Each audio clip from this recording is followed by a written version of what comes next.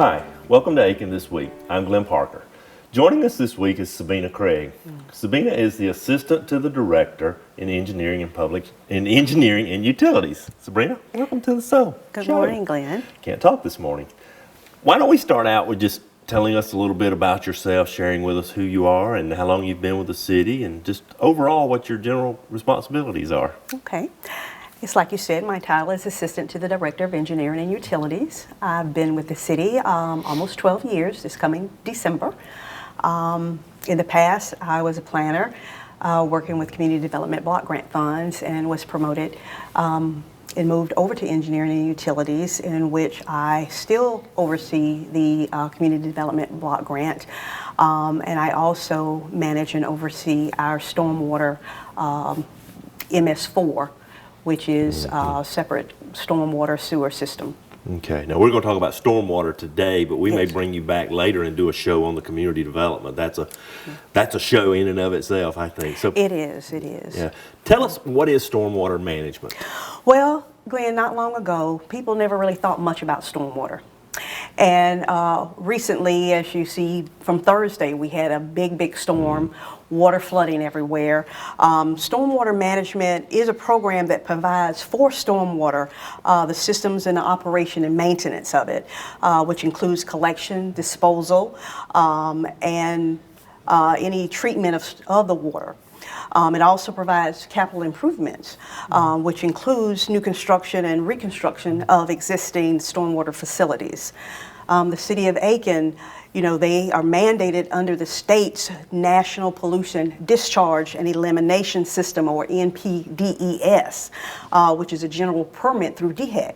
Okay. And we have to, through that DHEC, regulate our stormwater maintenance system as a small municipal separate storm sewer system, which means that our sewer and our stormwater, they're two separate. They don't go in together. They're two separate entities that go down the drains. Okay. So it's an issue for the city. We have to manage it. We have to manage storm. Why is it an issue for the city? Well, as we build and construct, it disturbs the soil. So development changes the natural surfaces of impervious surfaces, such as roofs, parking lots, pavements, things like that. The water does not soak in to the ground. It stays on top. Okay. So this reduces the amount of rainwater soaking into the ground and causes water to flow into the ditches, into our streams, into ponds, such as retention and detention ponds.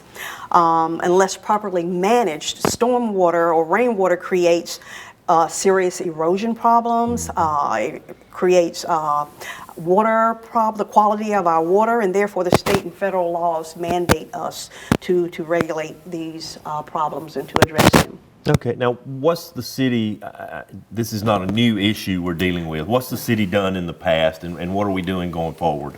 Well, the stormwater is managed through our city Department of Engineering and Utilities. We've constructed and maintained adequate storm drains, sewers, ditches, and our ponds, such as our retention and detention ponds. And this helps to reduce flooding, erosion, and other pollution problems.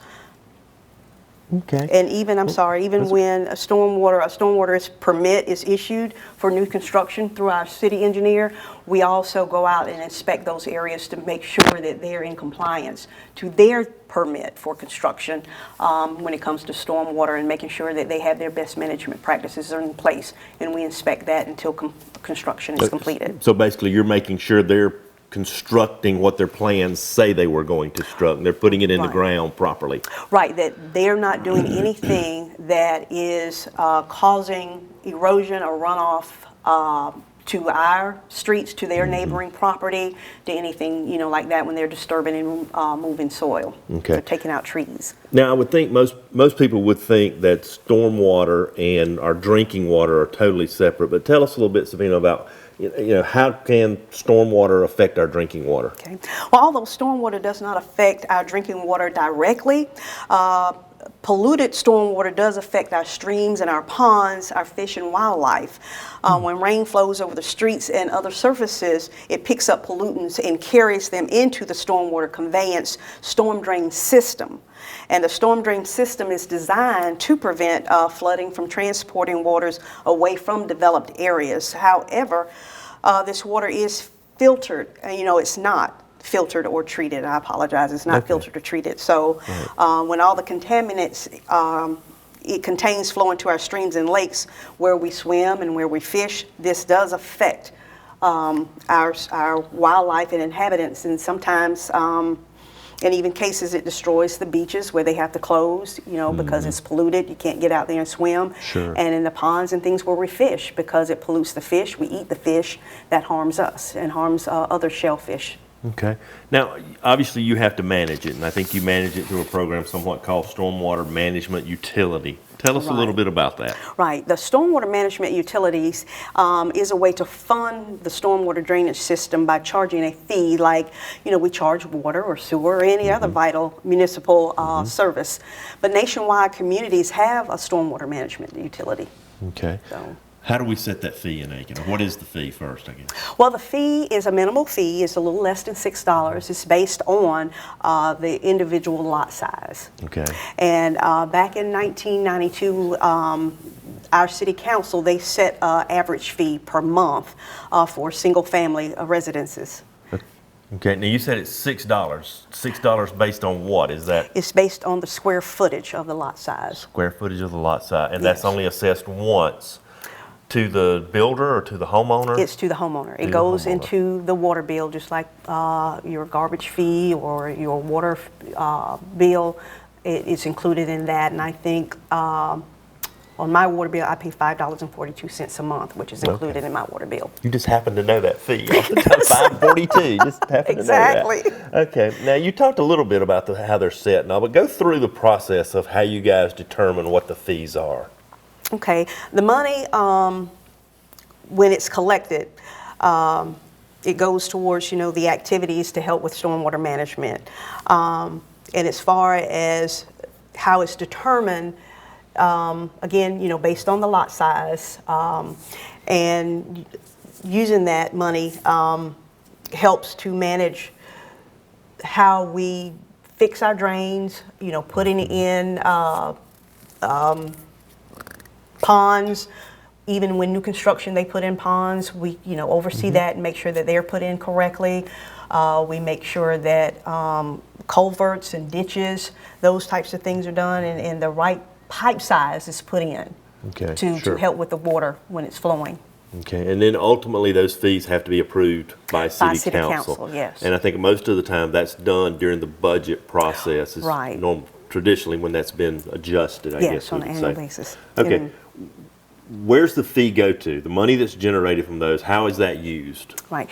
And one thing I wanted to mention too is we haven't raised those fees in quite some time. Okay. So, and that's a good thing. And as you know, Augusta, they've been battling with their stormwater fees and what to raise them to, which is much, much higher than what we're actually paying right now.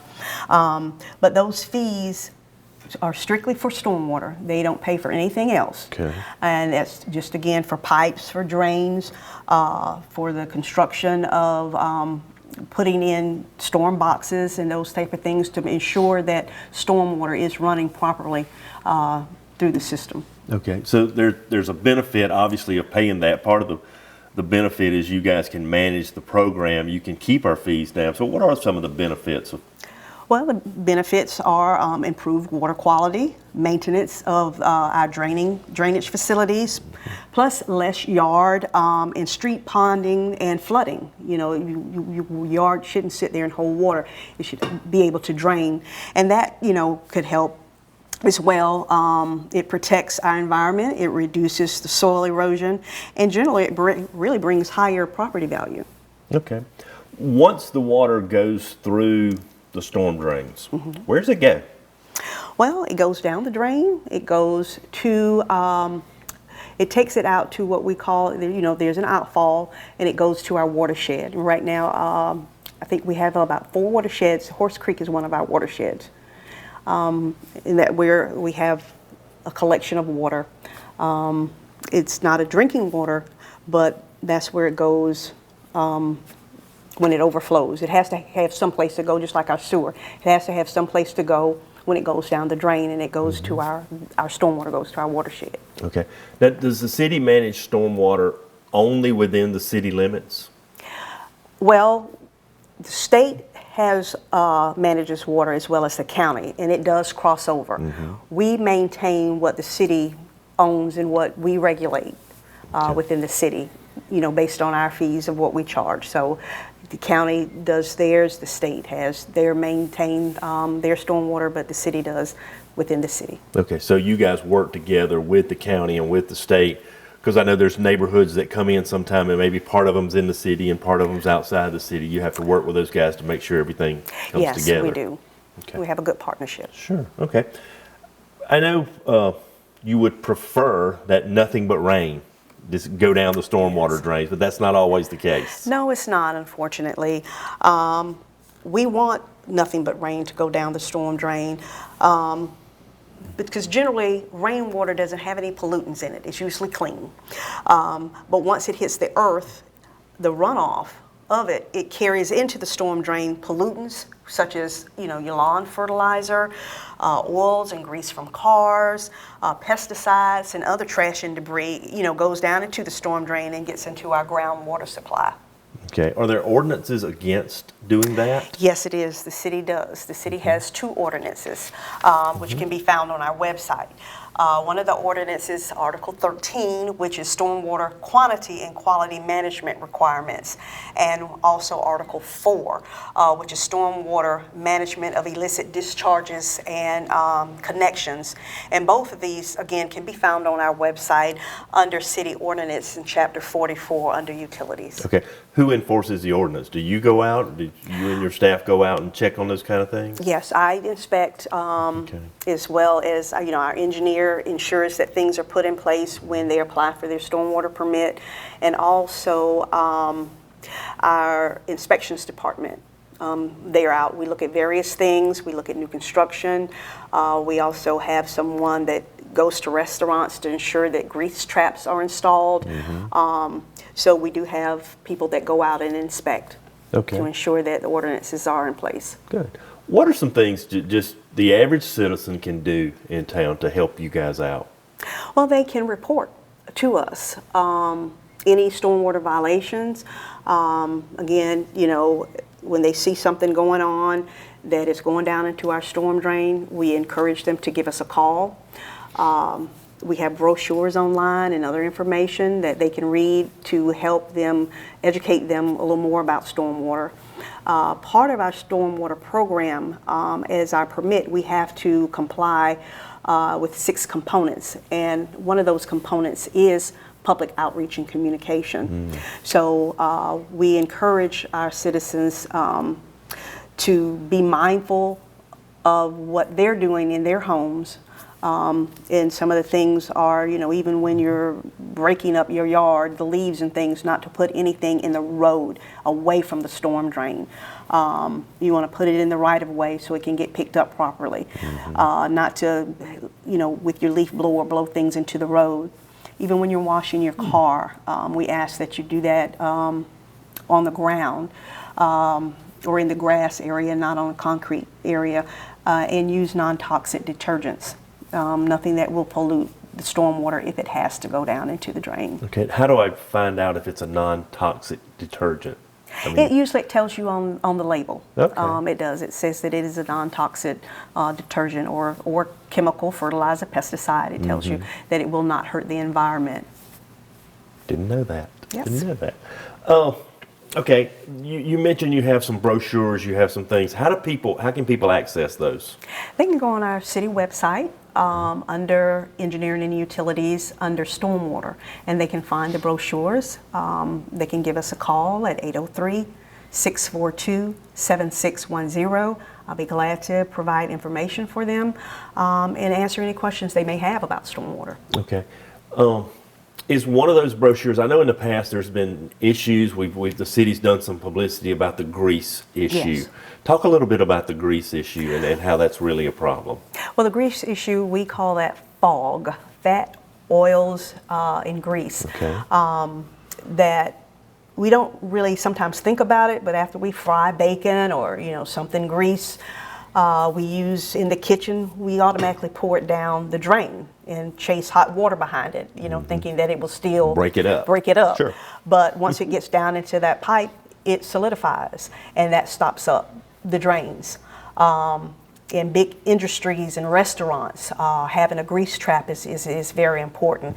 That also goes down into the city drains and clogs up those big pipes, and that backs up sewer in folks' homes and in other public areas. You'd be surprised at how much, I won't say mess, but trouble it causes when that grease solidifies in the drains.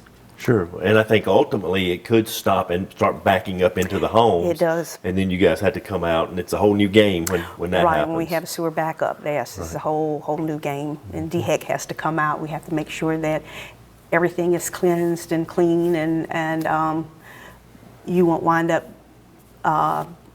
causing any harm to you. Okay, so best practice would just be to remove that grease, let it cool, and just remove that, putting Right. it in your trash. Putting it in a container, or letting it harden up and then scraping it out and throwing it into the trash, yes. Okay. What are some of the other flyers that you have? What are some of the topics that you cover in those flyers? Some of the other topics are new construction.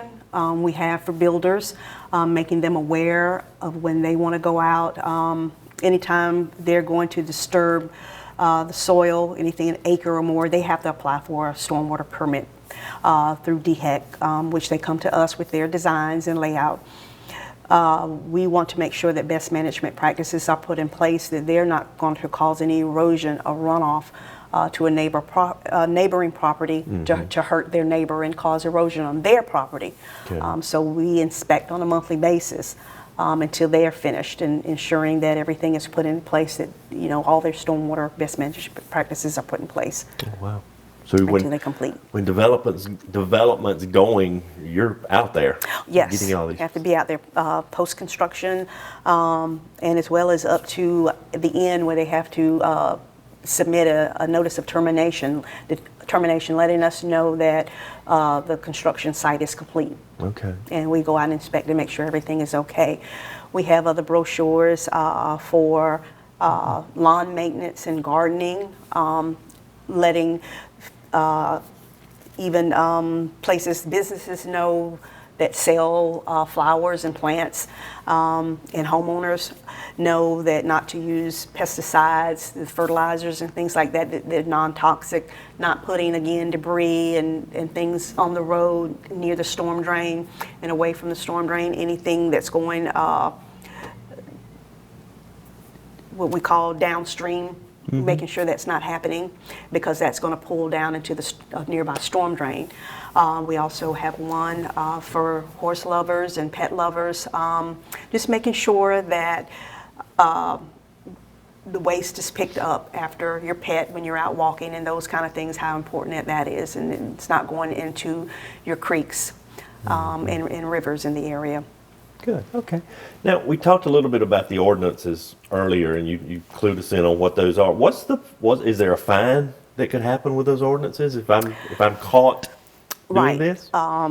And again, depending on the violation, such if there's a construction site, we can do a stop and desist work orders, which is a sign placed on the construction site saying you can't do anything else until you take care of that stormwater issue. There are fees, and the fees again depends on the violation and possibly jail, depending on the severity of the violation. And I guess if people see this, they report that to you, or they could report it to public safety, or Well, if there is a violation, we encourage them to call the city. If there is a hazardous or toxic spill, we encourage them to dial 911. Sure. They can probably handle that a lot better and equipped to do that Okay. with the fire department. All right. Now you've already given us a few helpful tips. Are there others you'd like to share just to help educate the people? Right, again, picking up behind your pet when you're out walking. talked about, when you're washing your cars or watering your lawn, make sure that you're using non-toxic chemicals again. Even at home, not pouring things down the storm drain. We ask that businesses, even if you're doing yard work, you're painting the house, a lot of times people tend to just pour it out in the yard and wash it out. We encourage them not to do that. Put things in containers. We encourage ways to save water, such as putting rain barrels out. Anything that would not run into our groundwater, we just want to make sure that absolutely nothing, again, but rain going down the storm drain. Okay, so you just want people to be conscious and be aware of these kind of things, because it's what a lot of the stuff you've talked about today is what we all do. You pull your car in the middle of the driveway and you wash your car and you wash it down the drive and it just goes away. But in your world, it doesn't just go away. You have to deal with it. Exactly. And although it's small things that we do, but the more we all do it, the bigger the problem becomes.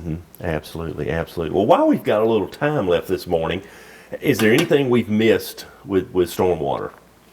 Well, some of the things that, we want to let people know about stormwater is just so much that people are not aware of. Even, our past Thursday when it rained so hard, we want people to know that the city is out there working hard to make sure that water is being drained properly. We ask that some of the things, for instance, people who park in their yard, when you're constantly parking in the yard, that sinks your yard, so water holds. And a way to do that is not to park in your yard. I know some people can't help that and not have paved driveways, but just to find a spot away from where it would hold water. That would help out a great deal. Not pouring things into ponds. A lot of our neighborhoods have retention or detention ponds. That is an area that holds water for a short period of time when it rains real heavy. A lot of times people pour things into that or put trash into that. We encourage you not to do that. Even, your soda cans, and be mindful of when you're doing that, not throwing trash into the street and littering. Again, that goes down into the drain. Storm drain grates do cover, but there's also a space that goes down. We encourage contractors to cover storm drains when in the area, at least 50 feet downstream of where they're working. Putting dirt when you're digging on a tarp, and putting nothing again into the street. And that's the most important thing, is not putting anything into the street that it would wash down into the storm drain. Okay. Since we've got a little bit of time left, you mentioned that community development block grant. That's also a part of your responsibility. Take a few minutes and just take us through that in general, of how that whole program works. Well, the community development block grant is funding that the city receives from HUD. Monies from the president decides where this funding is going to be dispersed. And it goes out of Washington, comes from Washington into Columbia, which is where our representatives are. The City of Aiken has been receiving development block grant funds probably since the early 70s. Each year, we are considered an entitlement community, which means that our application is a continuing application. We don't have to apply for it every year. And the funding we get strictly goes to low and moderate income families and neighborhoods. It assists those with various things and activities. There's a public hearing, which we encourage the public to attend to give their opinion, their thoughts of how they would like to see the funding spent in their neighborhoods. In the past, we've done various things such as emergency repair to help a homeowner fix up their house, such as a leaking roof, no heat, poor running water, poor electrical, and various things like that to help them fix up the house so it will not become dilapidated or run down. Some of the other things that we've done in the community is put in new sidewalks. We've done street lighting, streetscape. We've done water and sewer lines. A matter of fact, we've been working over in Crossland Park and in Governor Aiken Park, putting in water lines and sewer lines, and some of the CDBG funds have gone towards that. We've helped various neighborhoods. I think we have 13 neighborhood associations in the past. Those neighborhoods that are in low and moderate income areas, which is based on census data, have used those funds to do various things, is to put up a sign for their community. We have 3 community gardens. Some of those funds have gone to assist with those gardens. So we've done quite a few things over the years. Sure. Now, was with the Tool grants. Hill, was the development in Tool Hill, was that community development? Was any of that Some of the used block down grant there? funds were, where Sure. we put in the sidewalks, the street lighting, streetscape, the trees. CDBG funds cannot be used for new construction, but anything else. And we put quite a bit of money over in Tool Hill. We put some of the funding in other areas such as Governor Aiken Park, of course Crossland Park. Over there, Schofield area. Yeah. So yeah, we've behind Smith done- Hazel, back in yes. that area. We've done various things. Unfortunately, because the funding decreases each year, which funding does, as we know, we have to limit what we're doing. And we do not have sub-recipients or sub-grantees where we disperse the money to other agencies. We do get quite a bit of calls from other agencies that need assistance, and unfortunately we can't help in that way. But we do partner with agencies such as United Way and Community Action in other areas that don't get as much funding. We can partner together to help a family. Okay. I was so glad to hear you say Governor Aiken Park and not the Gap. Right, Because yes. I've been correct. I can't think of the lady's name. Who's the Yes, neighborhood? Ann Dix is Ann the Dix. president. Yes, Yes, and she Ann will is. correct you Yes, if you she say will. Gap. Yes, she So will. it's I good think for we her just- to we stand up grew for up that. saying that, but now I think as respect to the community, you lose who you are when you abbreviate. So she likes Governor Aiken Park. Absolutely. And the city's done a lot out there. There's a huge Oh, they retention have. pond. There's a new playground that went in a couple of years ago. So Yes, Governor and, Aiken Park is changing. It really And it is. And as a matter of fact, some of the block grant funds help put their sign up, their brick sign, into the community. Good. So it's well used. Great. Well, thanks for joining us today. Thank you. It's It's been been a very pleasure. educational. I've got to start thinking now when I go out and I cut the grass and I take the blower and just blow it out in the street, or Right. when I'm washing the car, I got to think through those things Please before do, I do yes. that. So thank you for coming on Thank today. you. I appreciate you having me. In the upcoming weeks, Wes Funderburk and Angela Hales are going to be joining us talking about the new website. They're going to be talking about IT and how that goes with the city. Liz Stewart, the chairperson for the Aiken Planning Commission, will be joining us. We'll talk about their role in the city and how that works. Thank you for joining us this week. Have a great week.